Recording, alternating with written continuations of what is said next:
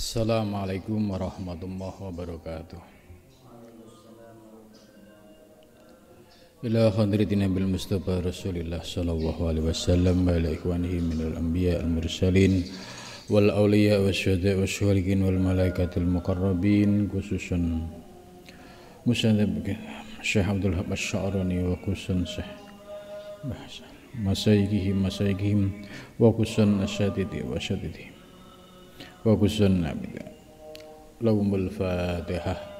A'udzu billahi minasyaitonir rajim. Bismillahirrahmanirrahim.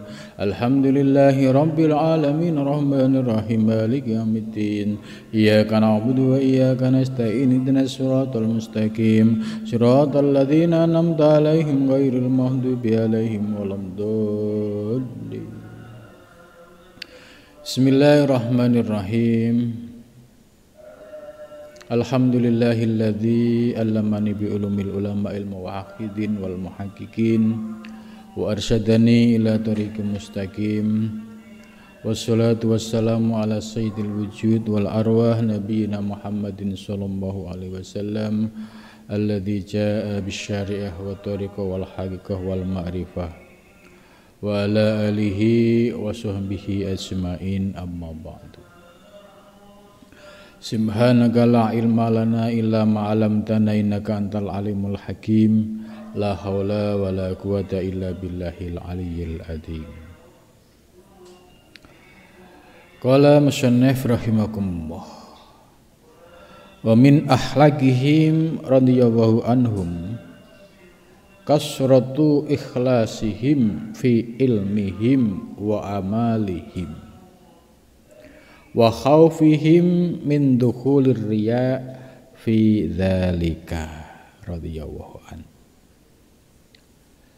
Pagi ini kita akan membahas bagian yang keempat, yaitu sebagian dari akhlak para ulama salafus sholih, yaitu memperbanyak keikhlasan. Ikhlas dalam hal apa? Fi ilmihim, di dalam ilmunya, wa amalihim, dan amalnya. Para ulama salafus sholih yang mencapai derajat yang mulia di sisi Allah Subhanahu wa taala, tidak ada lain faktor utama diangkatnya derajat mereka karena ada keikhlasan. Ketika amal itu ikhlas, itu pasti sampai kepada Allah. Ketika sampai kepada Allah, pasti Allah akan membalasnya. Itu. Namun sebaliknya, kalau amal itu tidak ikhlas, berarti riya, yaitu pamer, sum'ah itu ingin didengar orang, berarti tidak diterima oleh Allah.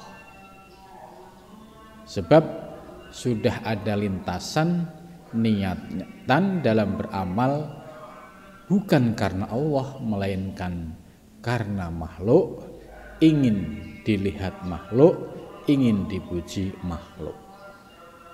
Nah, ini penyakit batiniyah yang perlu dibersihkan.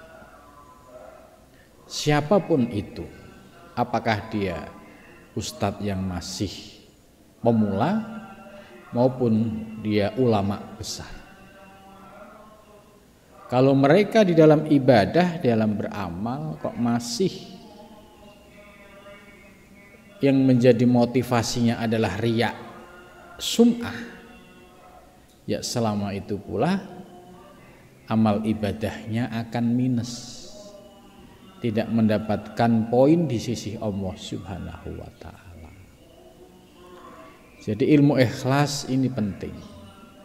Ini ya sumber ajarannya dari Al-Quran, ya sumber keteladanan dari Kanjeng Nabi, para sahabat, kemudian para tabi'in, para salafus sholih, ya.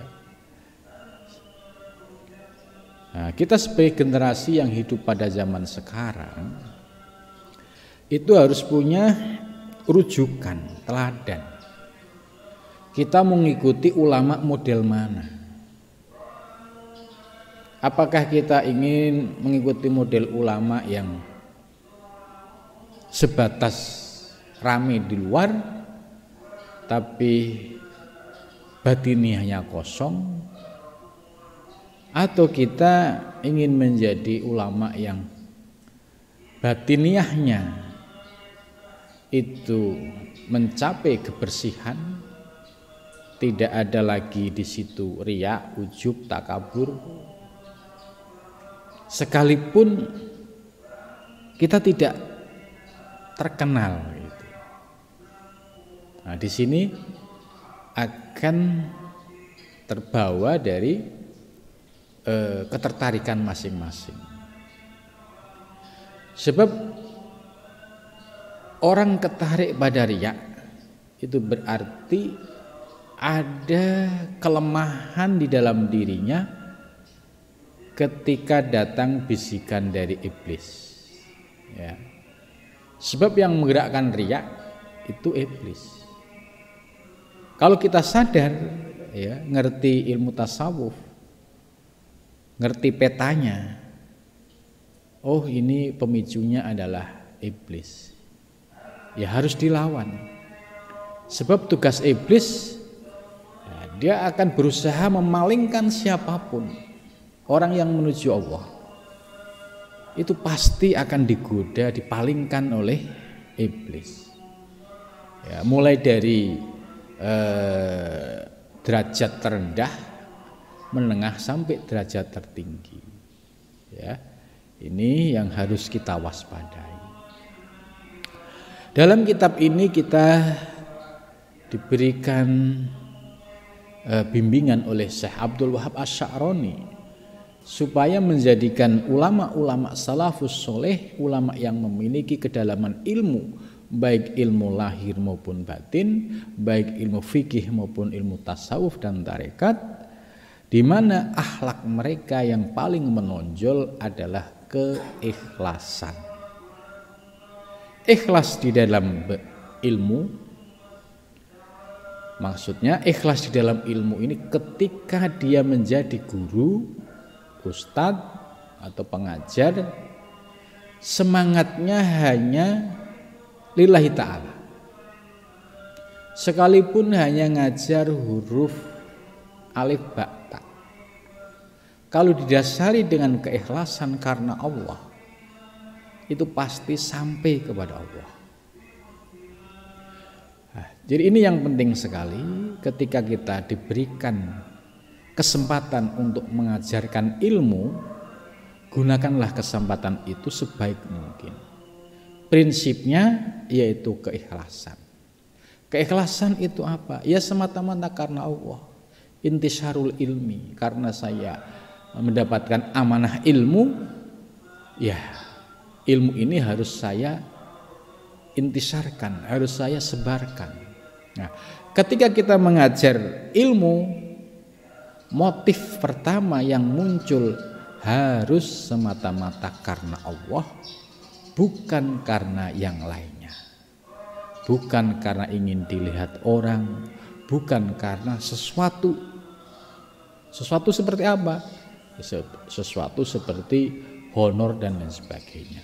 Itu jangan sampai itu merubah keikhlasan kita. Wa amalihim, dan amalnya, ya. Kalau ketika belajar dia ikhlas, ya, mengajar juga ikhlas, ini ilmunya ya min kolbin ila kolbin, dari hati seorang guru yang ikhlas menembus hati seorang murid yang ikhlas ketika ngajinya. Jadi ada koneksi, ya, secara rohani. Setelah kita ikhlas di dalam ilmu wa amalihim dan amalnya. Nah, kalau saat belajar ilmu niatnya lurus, lempeng lillahi ta'ala, maka akan merasakan ketika mengamalkan ilmu ada kemudahan. Ada nur ilahiyah yang memberikan motivasi kepada kita untuk bisa mengamalkan ilmu dengan benar. Ya, contoh kalau seorang murid ya ketika belajar ngajinya itu ikhlas, mendapatkan ridho guru, dampak yang akan dirasakan oleh murid itu mudah mengamalkan ilmu. Jadi semua mendapatkan ridho, mudah mengamalkan ilmu, baik ya untuk dirinya maupun untuk orang lain. Ya. Karena bias dari keikhlasan para guru itu menerangi hati murid-murid, dan ketika murid ini sedang mengamalkan ilmu ya, mendapatkan kemudahan dan bimbingan dari Allah Subhanahu wa ta'ala. Berikutnya wa khaufihim min dukhuli riya. Nah, ini harus ada sikap preventif, sikap hati-hati kalau amalnya ini kemasukan riya. Jadi bisa dicek. Riya di dalam amal itu akan terasa oleh diri kita sendiri. Contoh misalkan disuruh ngajar oleh gurunya. Nah, di situ akan kelihatan kalau motivasinya semata-mata ya derek dawuh guru, ya insya Allah ini masuk ke ikhlas. Tapi kalau ada motivasi lain, ya, pengen dilihat orang, pengen kelihatannya wah, ingin kelihatannya keren gitu. Nah, ini penyakit riya ini harus dilawan ya, dihilangkan. Jadi setelah kita paham apa itu riya ya, ternyata riya itu adalah bisikan dari iblis. Jangan kita takut. Kalau kita takut, justru riya ini akan membelenggu diri kita. Solusinya harus dilawan. Contoh, mau jamaah ke masjid, itu iblis kan nggak akan membiarkan kita. Ya kamu jamaah ke masjid, ini kan Ramadan. Kamu kalau nanti nggak jamaah dilihat tetangga kiri kanan nggak enak gitu. Jadi mau ibadah masih melihat makhluk ada unsur nggak enak. Ini belum ikhlas. Begitu juga ketika ngajar, masih ada niatan-niatan lain. Kalau ada kondisi ramai semangat, ketika nggak ada orang semangatnya menurun. Ini juga penyakit-penyakit yang dihembuskan oleh iblis. Maka harus dilawan ketika muncul bisikan-bisikan itu dengan bismillah. La haula, bismillah itu bermakna minta kekuatan Allah ya. La haula tidak ada daya, wala quwata tidak ada kekuatan illa billah. Nah, sehingga langkah kita menuju masjid, langkah kita ketika mengajar itu dibersihkan dari tipu daya iblis yang selalu ingin memalingkan kita. Nah, bisa jadi di awal ini iblis kalah. Dia akan menunggu lengah kita selesai ngajar, selesai jamaah gitu. Masuk lagi. Oh iya, tadi kan ente jamaah. Itu kan gak semua orang bisa gitu. Akhirnya dikipas-kipasin oleh iblis. Udah di posting aja supaya orang lain tahu kalau kamu itu ahli jamaah subuh gitu. Oh iya bagus juga ya. Nah, nafsu masuk, kemudian akhirnya dilakukan ini. Nah, jadi iblis ini sejak sebelum kita berangkat ibadah, di tengah ibadah, sesudah ibadah, dia terus menjalankan misinya sampai kita ini benar-benar berpaling dari Allah dan mengikuti kehendak iblis. Nah, setelah kita paham ilmu, harus dilawan. Ya. Dilawan dengan kesungguhan, dilawan dengan niat yang lurus dan semata-mata karena Allah. Ya, dengan bismillah tawakkaltu 'ala Allah la haula wala quwata illa billah. Itu. Sehingga motivasi-motivasi yang digerakkan oleh iblis itu sirna atau hilang. Wanambasitu laka, wanambasitu dan kami akan mengurai atau membeberkan laka bagi kalian ya ahi, wahai saudaraku, yaitu saudara-saudara yang memiliki semangat untuk takarub kepada Allah, memiliki semangat untuk mendekatkan diri kepada Allah.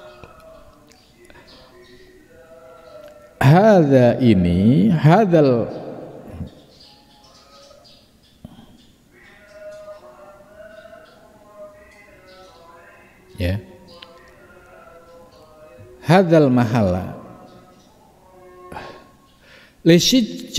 lisyiddati hajatin nas, karena banget butuhnya manusia ilal ilmi kepada ilmu, wal amali dan amal, wal ikhlasi dan ikhlas. Jadi mu'alif akan memberikan keterangan yang lebih luas, sebab persoalan ini sangat dibutuhkan oleh manusia, yaitu terkait dengan ilmu, amal, dan ikhlas. Jadi ikhlas ini menjadi akhlak kita, ikhlas ini menjadi nilai yang menjadi ruh dari segala aktivitas kita. Ya. Sekalipun kita hanya sekedar menyingkirkan batu di jalan, ya, tapi niatnya ikhlas itu menjadi amal ibadah. Ya, sekalipun kita hanya sekedar menolong teman, ya, yang sedang membutuhkan bantuan, kalau didasari dengan ikhlas itu menjadi nilai ibadah. Nah, ilmu amal ikhlas ini penting, ya, untuk disampaikan pada zaman sekarang, supaya para santri, para salik memiliki pedoman, memiliki pegangan. Artinya, ya, ilmu amal ikhlas ini satu kesatuan yang tidak bisa dipisahkan. Ya, di mana zaman sekarang orientasi kebanyakan orang sudah pragmatis, ya. Kita bisa melihat, ya, kehidupan, ya, di tengah perkotaan itu semua hampir dipastikan, ya, banyak yang sifatnya individual, ya. Ente ya, gue gitu kan. Lolo gue ini istilah lain dari orang yang memiliki sikap egois. Dan ketika dia mau menolong, saya dapat apa? Ini ciri-ciri orang yang pragmatis. Ya. Mau menolong orang itu harus detail dulu. Saya dapat apa? Lah, kalau kita sudah orientasinya matematik, ya, menolong orang harus dapat istilahnya balasan gitu. Ketika ada hal-hal yang sifatnya duniawi, dia semangat gitu. Tapi yang sifatnya keikhlasan, dia menghindar. Nah, ini ciri-ciri orang yang sudah kehilangan ruh keikhlasan di dalamnya. Maka ketika kita sudah memahami bahwa salah satu krisis ya pada manusia global yang sifat hidupnya sudah pragmatis ya, hedonis itu ya orientasinya hanya untuk senang-senang memuaskan diri sendiri gitu. Konsumeris ya, orientasinya hanya untuk berpoya-poya ya, untuk menjadi objek ya, barang-barang jual beli gitu. Ya, sikap ini harus dilawan. Dilawan dengan apa? Yaitu dengan keikhlasan. Karena dengan ikhlas ini ya bisa meruntuhkan tadi keakuan, keegoan, kemudian sifat yang egois, pragmatis. Ini kalau kita sudah ngerti ilmunya ikhlas, itu akan senang melakukan apapun ya didasari dengan ikhlas, itu dia akan merasakan kenikmatan. Ya. Menolong orang didasari dengan ikhlas, dia ada kepuasan. Nah, orang-orang yang memiliki sensitivitas rohani ya, ketika dia bisa berbuat sesuatu yang ikhlas, ada kepuasan batin, ini tidak semua orang bisa merasakan itu. Karena bagi orang-orang yang tidak paham, buat apa? Untuk apa gitu? Kamu dapat apa? Nah, ini ciri-ciri manusia modern yang corak dan sikapnya pragmatis gitu.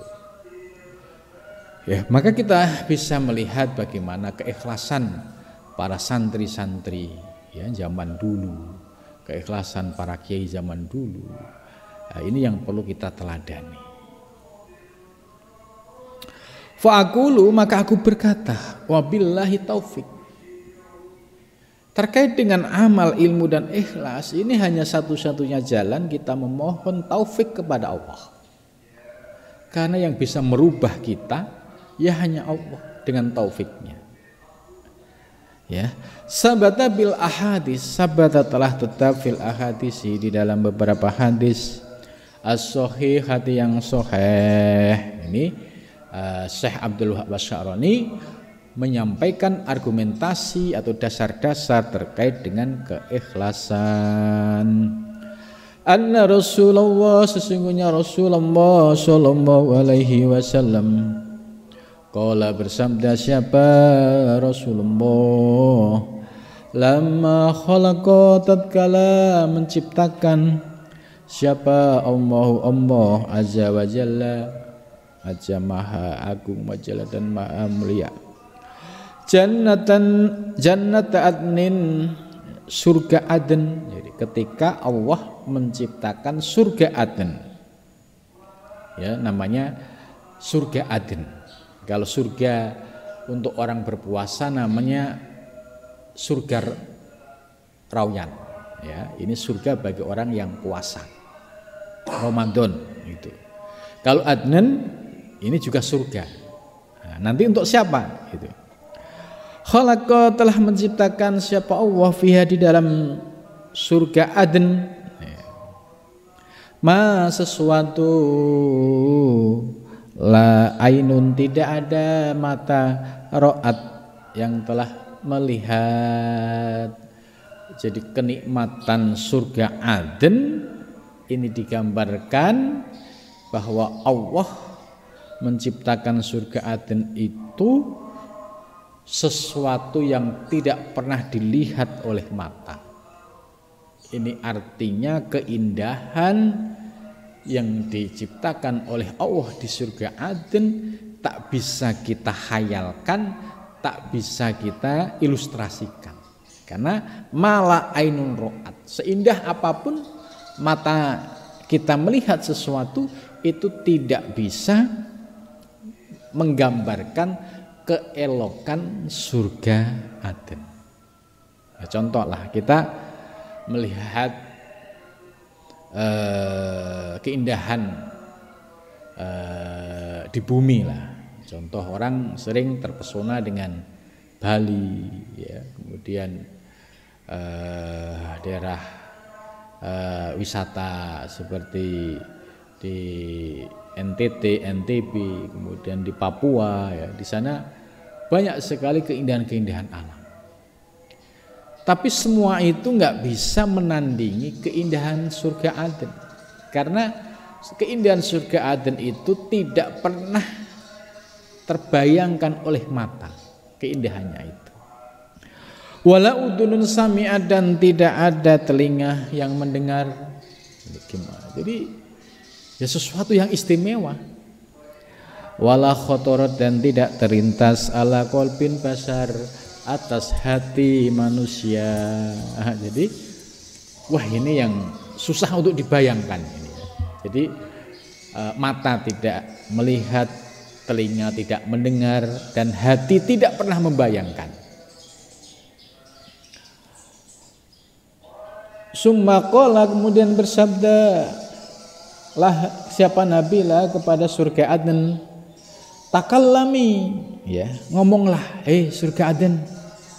Faqalat, maka berkata siapa surga Aden, qad aflahal mu'minun. Qad aflaha, sungguh telah beruntung, sungguh telah sukses siapa al-mu'minun, yaitu orang-orang mukmin. Ya, kalau ayat lanjutannya alladzina hum fi sholatihim khashi'un, yaitu orang-orang mukmin yang merasakan kenikmatan, kelezatan di dalam sholatnya. Ini fasilitas yang diberikan oleh Allah kepada surga Aden. Jadi artinya kalau puasa kita bagus dapat surga Rayyan, kalau sholat kita bagus dapat surga Aden. Ini semua fasilitas dari Allah yang diberikan kepada hamba-hambanya yang mentaati segala perintah dan menjauhi larangannya. Tapi perlu diwaspadai dalam ilmu tasawuf. Jangan gara-gara kita diimingi surga Aden, surga Rayyan, ya, terus merubah tujuan ibadah kita. Kamu ibadah kenapa? Pengen mendapatkan surga Aden gitu. Ya, siapa tahu dapat fasilitas itu. Dalam ilmu tasawuf kalau ada lintasan niat ketika mau ibadah, puasa atau sholat, kok terpesona dengan makhluk, surga itu makhluk karena ciptaan. Aden dan Rayyan ini hanya beda kelas lah gitu. Hanya nama kelas-kelas di dalam surga. Nah, ini bagi orang-orang yang belajar ilmu tasawuf, ketika diiming-imingi, ya, puasa dapat surga Rayyan, sholatnya bagus dapat surga Aden. Nah, perlu diwaspadai, yaitu iblis masuk melalui apa? Ngiming-ngimingin tadi itu kan, di hadis sudah jelaskan. Kalau kamu sholatnya bagus dapat surga Aden, kamu puasanya bagus dapat Rayyan gitu. Ya udah kamu sholat karena untuk memperoleh Aden dan Rayyan gitu. Sehingga semangat gitu. Semangatnya langsung bangun, misalkan dia lagi tidur, semangatnya ditanya kenapa? Wah, sayang kalau kita ketinggalan tidak mendapatkan Rayyan dan Aden. Nah, niat yang seperti ini dalam ilmu tasawuf ini masuk pada kategori syirik khafi. Itu. Syirik khafi itu syirik yang tersembunyi. Jadi ibadah seseorang yang sudah bagus, tapi ada lintasan tadi karena dengar hadis itu kan. Terus semangatnya bukan karena Allah lagi, Tapi karena ingin mendapatkan aden dan mendapatkan royan, itu sudah terjebak pada syirik khafi, syirik yang halus, syirik yang tersembunyi. Karena disebut syirik khafi karena menjadikan makhluk sebagai tujuan ibadah. Makhluk yaitu surga aden, surga royan, itu semua adalah makhluk. Atau takut neraka sekalipun, itu juga makhluk. Nah, ini kelembutan ilmu semacam ini menjadi pembahasan serius di dalam ilmu tasawuf. Nah, sehingga setelah kita paham ilmu, niat kita ibadah semata-mata karena Allah, jangan terkena syirik khafi maupun syirik jali.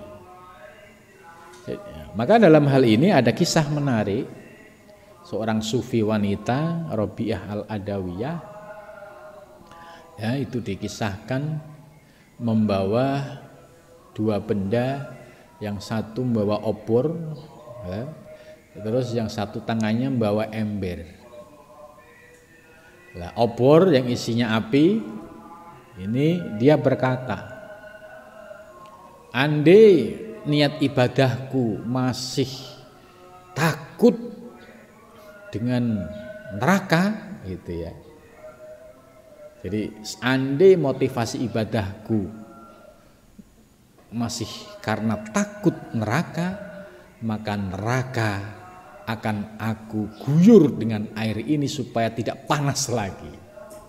Ya, ini simbolik dari perlawanan seorang sufi yang ingin membersihkan niatnya semata-mata karena Allah.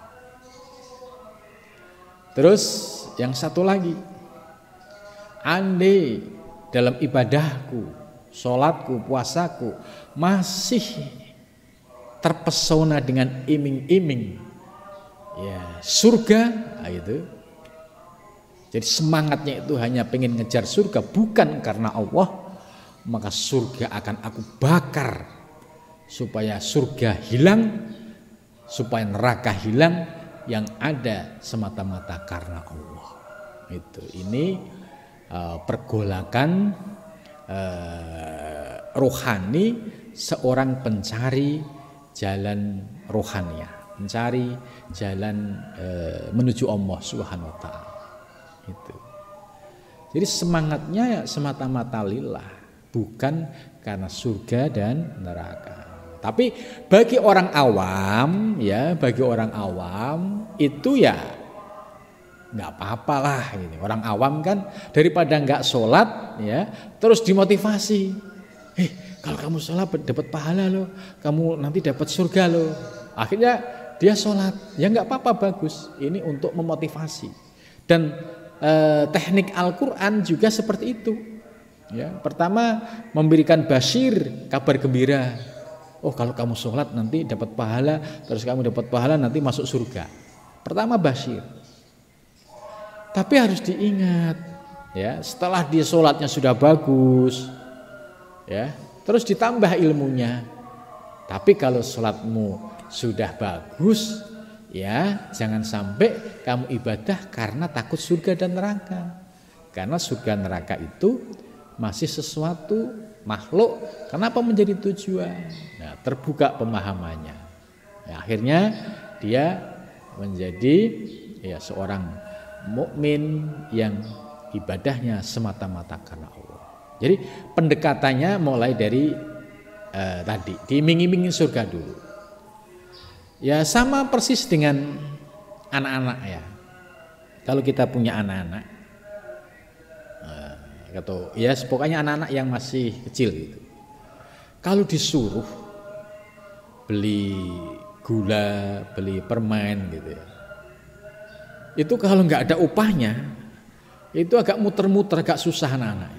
Tapi kalau dikasih, nih, kalau kamu beliin ini kamu dapat ini, pasti larinya kenceng gitu. Nah, ini maklum karena masih anak-anak, ya. Begitu juga ibadah, motivasinya masih pengen surga, takut neraka, ya ini bagus daripada sama sekali nggak sholat.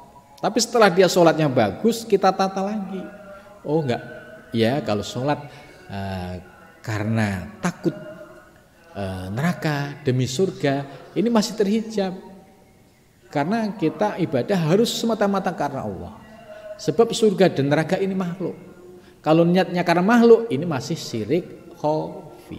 Nah, Rasulullah SAW sudah mengingatkan, ya sesuatu yang paling aku takuti menimpa umatku yaitu syirik asghar. Syirik asghar itu apa ya Rasul?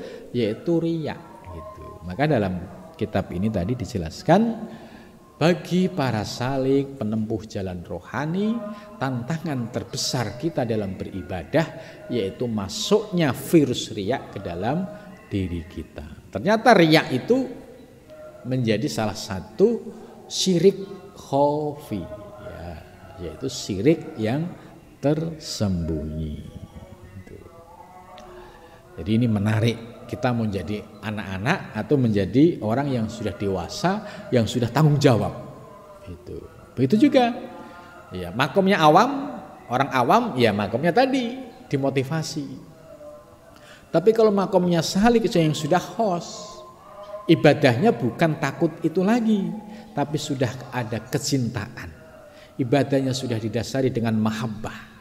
Ibadahnya sudah didasari dengan sauk kerinduan kepada Allah Subhanahu wa ta'ala. Nah, inilah beda kualitas antara awam dan ya khos atau orang yang sudah naik levelnya, yaitu orang yang ibadahnya bukan karena makhluk lagi tapi semata-mata karena Allah Subhanahu wa ta'ala.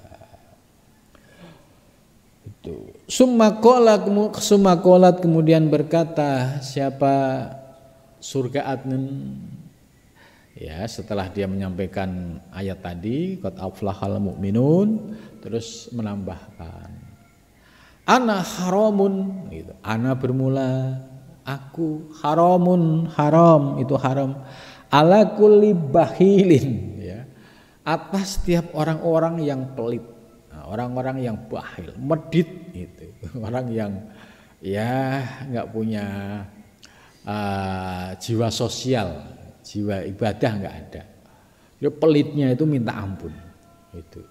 Nah ini kalau punya sifat bakhil sudah jelas. Ini nggak masuk kriteria masuk ke surga Aden. Jadi tantangannya lebih berat, yaitu bagaimana membuang sifat bakhil dari dalam diri kita. Apakah bisa? Bisa. Dengan cara apa? Ilmu tasawuf, ilmu tauhid, praktek torekoh. Segede apapun sifat bakhil, tapi kalau sudah ditembus dengan ilmu, insya Allah runtuh bakhilnya. Ya.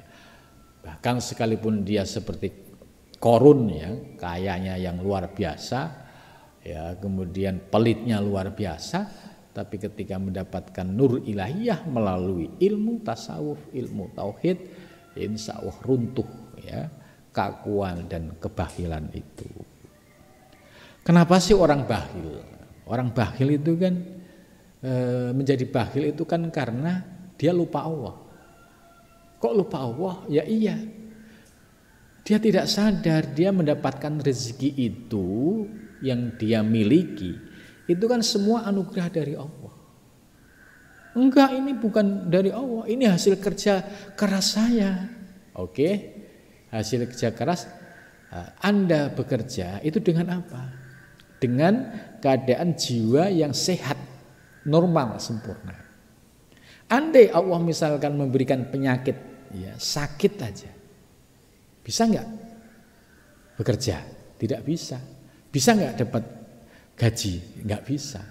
Artinya kalau Anda sehat kemudian bisa bekerja, terus mendapatkan rezeki, yaitu hakikatnya wa mimma razaqnahum. Sesungguhnya itu kami memberikan rezeki, tapi jangan lupa yungfikun, ada kewajiban untuk infak. Lah, infak ini sesungguhnya cara Allah untuk mengikis kecintaan material yang masuk ke dalam hati supaya lambat laun kita bisa mulai mengembalikan kepada Allah.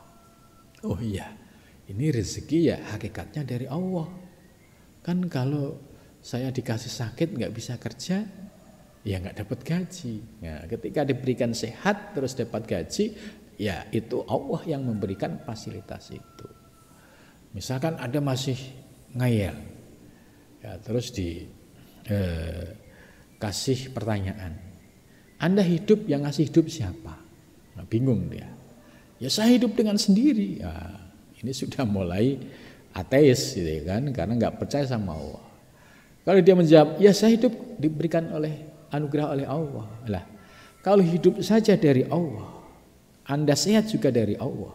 Kenapa pada saat mendapatkan rezeki kamu tidak bisa mengembalikan kepada Allah? Sehingga muncul sifat bakhil, merasa rezeki ini hasil kerja keras saya. Itu maka salah satu uji coba, salah satu teknik cara untuk membersihkan hati dari kecintaan terhadap materi, yaitu berlatih infak, sedekah jariyah ini. Ya bertahaplah. Ya, dari yang kecil dulu misalkan bisanya 100.000, 50.000 nggak apa-apa. Karena nggak bisa ujuk-ujuk langsung seperti Abu Bakar As-Siddiq, nggak bisa. Sesuai tahapan kemampuan. Kalau itu istiqomah, lambat laun kecintaan terhadap materi sudah berkurang, kemudian memahami, oh ya ternyata ya semua milik Allah, kita tidak punya daya apa-apa. Apalagi setelah disadarkan ada orang kaya yang angkuh sombong, tiba-tiba diberikan musibah, dalam waktu sekejap bisa berubah total. Akhirnya tersadar, oh iya ternyata semua milik Allah Subhanahu wa ta'ala. Itu. Jadi bakhil itu penyakit. Wa muroin, ya muroin itu ahli riya. Ahli riya. Ini juga penyakit batin. Kalau muroin itu kalau sehari nggak riya itu rasanya dia belum sempurna gitu. Nah, ini di zaman sekarang, di zaman dunia medsos, ya kita harus punya ilmu. Mana bagian mana yang boleh dimedsoskan, bagian mana yang tidak. Ya, maka di sini supaya amal ibadah kita aman, jangan sekali-sekali memposting terkait ibadah kita. Contoh misalkan bisa sholat malam gitu, ya, terus nulis story, nulis status, masya Allah malam ini saya bisa sholat malam, nikmat sekali gitu. Ini iblis masuk dengan sangat lembut. Tujuannya apa? Supaya orang lain tahu bahwa kamu itu ahli qiyamul lail. Itu. Nah, ini cara-cara iblis menipu kita itu seperti itu. Jadi kita mulai tahan. Oh, ini berkaitan ibadah tidak. Ini berkaitan dengan amal soleh tidak. Nah, yang boleh wilayah mana? Yang boleh ya wilayah-wilayah terkait dengan non ibadah. Ya misalkan jalan-jalan sama temen, diposting, ya nggak ada masalah karena nggak ada kaitannya dengan ibadah dan tidak meruntuhkan nilai ibadah kita. Atau kita sedang ngopi-ngopi, nggak apa-apa. Atau bagaimana kalau dia levelnya ulama yang harus menyampaikan dakwah, memberikan keteladanan. Nah ini penting.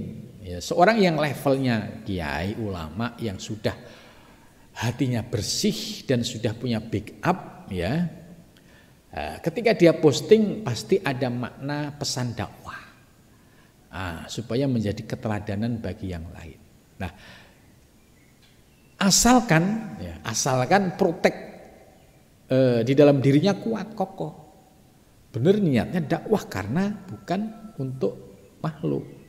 Ya itu tidak apa-apa. Nah, bagi yang masih pemula, jangan posting-posting soal ibadah. Tujuannya apa? Dakwah. Itu sangat berat dan sangat sulit. Sebab tugas kita pertama kali bagaimana menjaga diri kita ini tidak jatuh dalam yaitu penyakit riya tadi. Ya, kalau nanti hatinya sudah mapan, stabil, ya melakukan apapun itu sudah tidak ada riya, ya itu sudah tidak masalah. Nah, itu bisa menjadi untuk media dakwah. Nah, contoh misalkan kalau di zaman sekarang itu kok kiai pakai online ngajinya, itu kan riya, itu pamer.